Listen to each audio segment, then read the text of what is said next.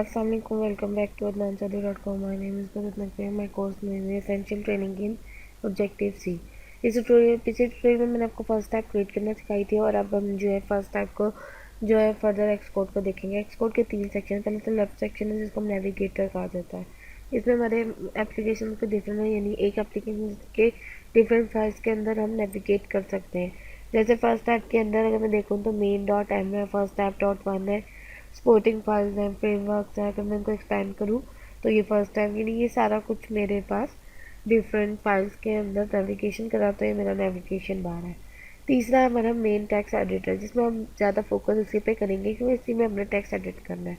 Third चीज़ हमारी जो है, यानी ये बटन है ऊपर, यानी फर्स्ट टाइप रेडी टुडे, ये हमारे पास एक स्क्रीन एलसीडी स्क्रीन की तरह शो हो रहा है। यानी जो जो हम करते जाएंगे इस कोड में वो हमें इधर शो होता जाएगा, जो जो हमारे प्रोग्राम में चलता जाएगा, यानी जैसे जैसे हम रन कर रहा है, बिल्ड हो रहा है, ये सब कुछ किस टाइम क्या टाइम है, ये सारा कुछ इस स्क्रीन के अंदर चलता जाएगा।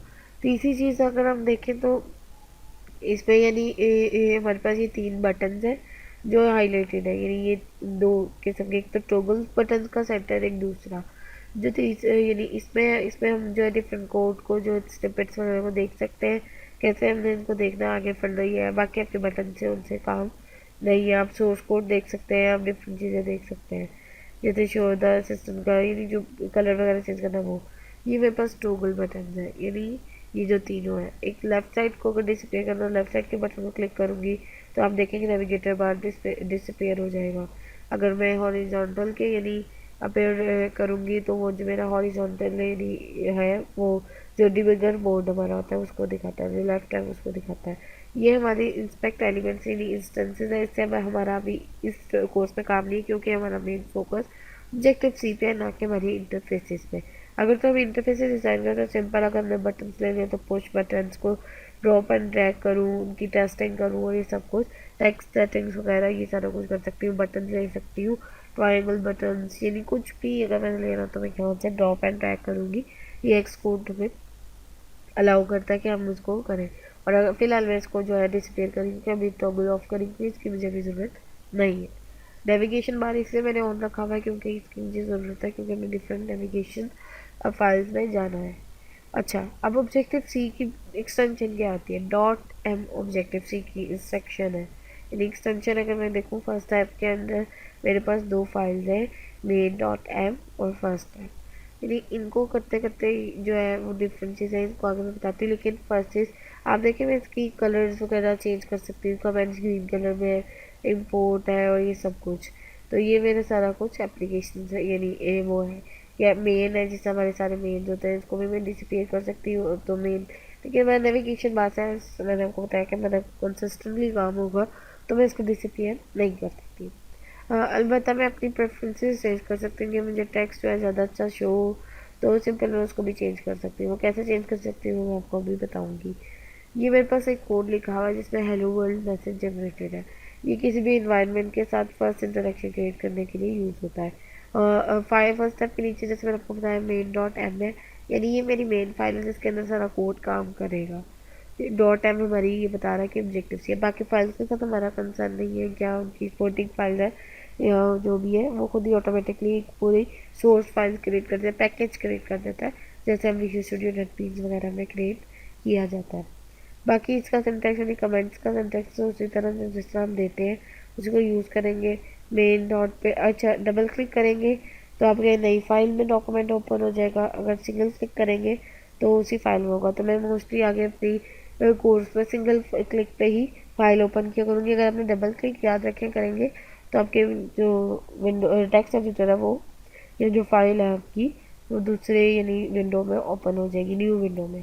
प्रेफरेंसेस में जाके आप चेंज कर सकते हैं कि मैं इसे चेंज करूँगी ताकि आपको कोड जो है ज़्यादा विजिबल हो। तो प्रेफरेंसेस पे क्लिक करें तो अब मेरे पास यहाँ डिफरेंट ऑप्शन आ गए। जनरल पे जाएँ, सेटिंग्स पे जाएँ, टैब फ़ॉन्ट एंड कलर्स पे जाएँ, तो मैं फ़ॉन्ट एंड कलर्स में से प्रेजेंटेशन पे क्लिक करूँ ताकि इससे जो है मेरे पास ज़्यादा क्लियर नज़र आए कि कोड क्या है।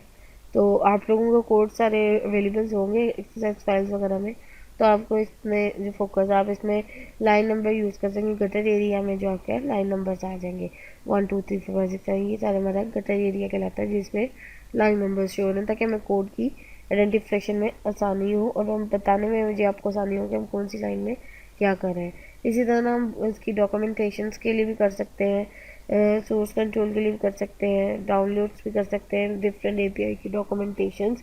इसके लिए आपको अगर तो आपके पास लेटर वर्जन की डॉक्यूमेंटेशन नहीं है तो आपको मैक ऑटोमेटिकली प्रॉम्प्ट कर देता कि आप इसको जो है डाउनलोड कर लें। अगर नहीं करता तो अभी डाउनलोड बटन्स के ऊपर क्लिक कर सकते हैं। फिलहाल हमें इसकी भी ज़रूरत नहीं है, तो क्योंकि मैंने 10.8 को ऑलरेडी सेट किया हुआ, अगर आप उसको फर्दर करना चाहें तो आप कर सकते हैं इन बटन्स पे क्लिक करके। तो ये तो हमारा यानी आप कोई भी डॉक्यूमेंटेशन को यानी एक्सेस कर लेंगे इजीली। कंपोनेंट्स डाउनलोड कर सकते हैं सिमुलेटर वगैरह। फिलहाल मैं बंद कर रही हूँ इसको, एक भी बीमारी से काम नहीं है। अब आप देखें अगर कोड पे, यानी ये प्ले का बटन जो है ये बिल्ड करने के लिए यूज़ होता है, और जो हमारी जो स्कीम है उसको रन करने के लिए यूज़ होता है ये ट्रायंगल बटन।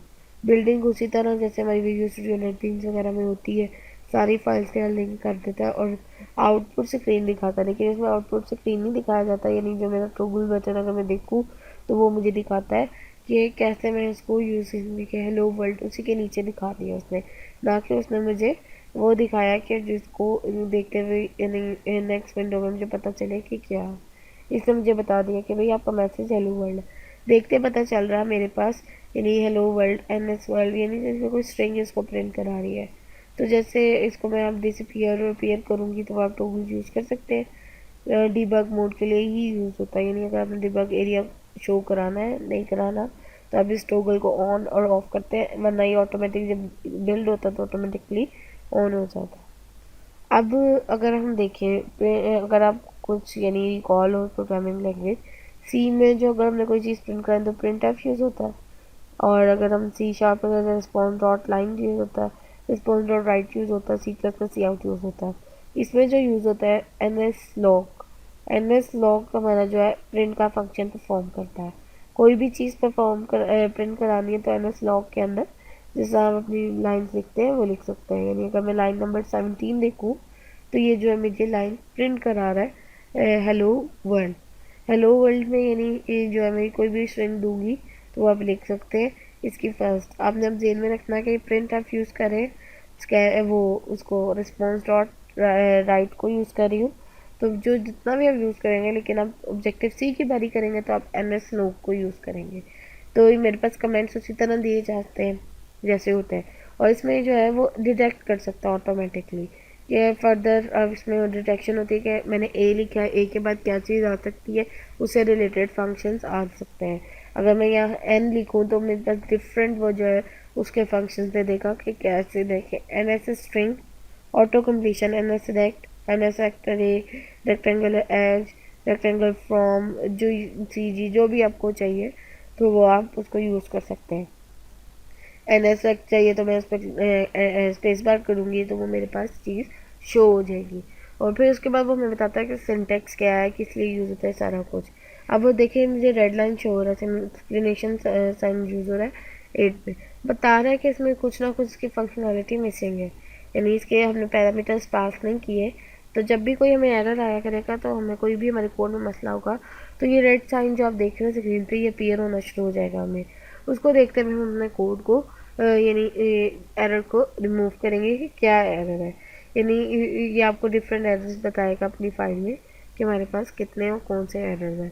तो आप इसको अगर देखेंगे तो इसमें स्ट्रिंग वगैरह पास करें। फिलहाल हमारा अभी इससे काम नहीं है तो इसे मैं लाइन को रिमूव कर रही हूँ। तो ये था हमारा हेलो वर्ल्ड का प्रोग्राम, ये जैसे इसको मैंने यूज़ किया, कैसे मैंने इसको इंस्टॉल किया, कैसे मैंने इसको रन किया अपने फर्स्ट प्रोजेक्ट को। तो ये कमेंट्स आप उसी तरह देते हैं।